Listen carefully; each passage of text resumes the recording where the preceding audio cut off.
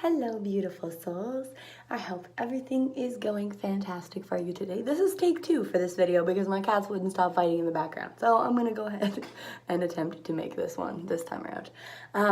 So this one, I wanna talk about negative emotions and how they are actually, in fact, not bad things.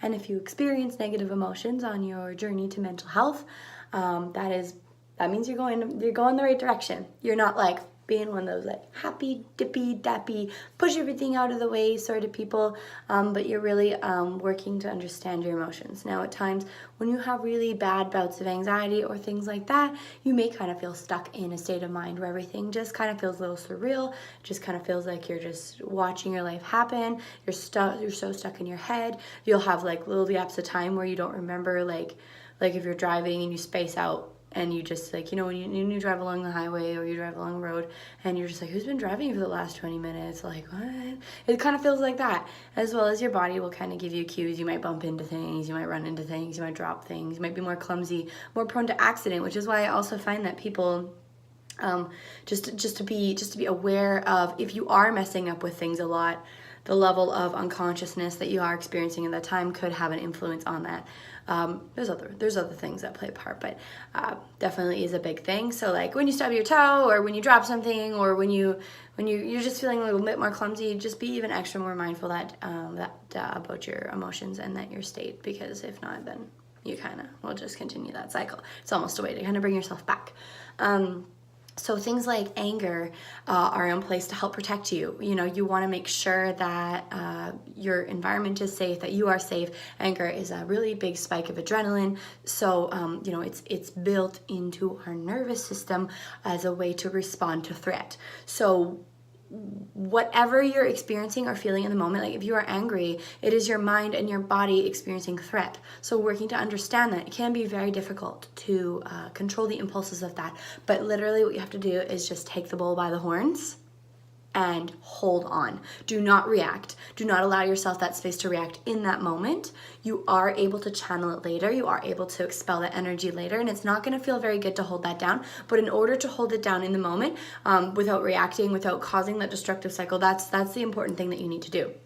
It's not to say that you're like denying your emotion or that you're not able to express yourself, because when you're first learning to deal with your mental health and your anger, you're not going to be able to get it right off the bat. You're not going to be able to rationally talk through your emotions. You're going to have to take that moment to pause to understand. The more you practice this, the more you will refine this skill, and that you will be able to, in fact, in the moment, be able to communicate your feelings at a more even keel by taking a breath and just kind of becoming aware.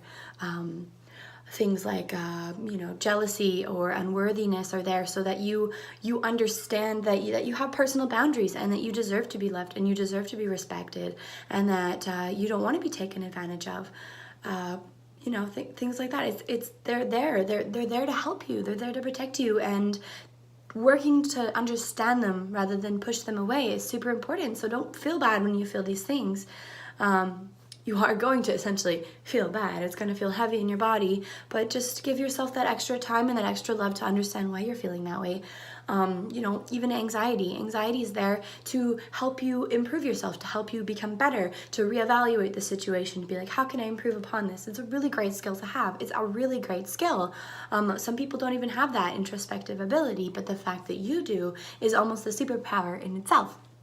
So be aware that those feelings are there to help you. So work with them.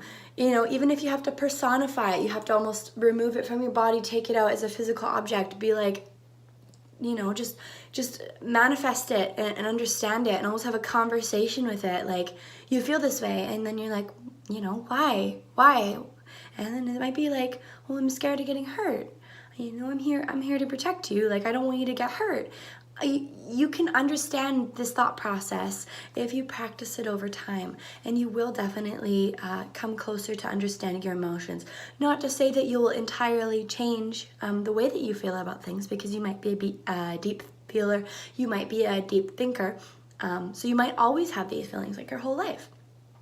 But the difference between that and like being weighted down by crippling anxiety is understanding. And I think that's such an important aspect, because you have your whole life. You are the one person that you can rely on your whole life.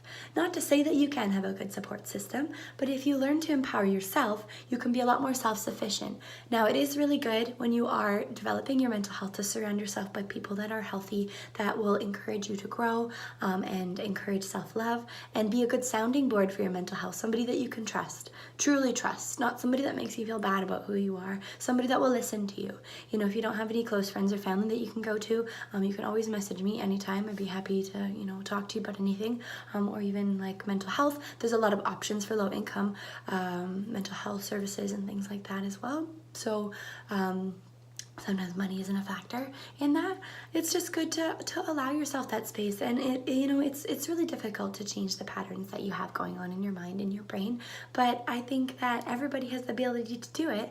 And if you want to lead a happier life, if you are stuck in this cycle of anxiety, then I really encourage you to reach out, to find support, because we are social creatures. We rely on one another to have a sense of community. It's not considered normal to just kind of like try to like push people away. If you're pushing people away, it's as bad as clinging to people. You need to find this balance where you have a healthy balance of social activity, a healthy balance of alone time, being okay with both, and being comfortable with both, and essentially being happy. Because that's the thing, like feeling that calm, that even keel. It's not to say that you won't feel highs and lows, because you will. That's a normal thing, and that's okay. It's just understanding the place in which all of those feelings stem from. And I have 100% faith in everybody having the ability to do that with practice and time. I also want to say that you are a beautiful and amazing human being. Everybody is very unique as you are, and I completely have faith in you. And we're in this together. Everybody's in this together. We're all just trying to navigate through life, and it's really good to know that you have backup. So I got your back. Mwah, I know you got mine. So let's keep rocking this journey of mental health, and embrace the highs and lows, and feel the good, feel the bad, and work to understand it all and piece it together like a fabulous puzzle of awesome. All right, I hope you all have a fantastic day. You are beautiful and wonderful, and I will talk to you soon.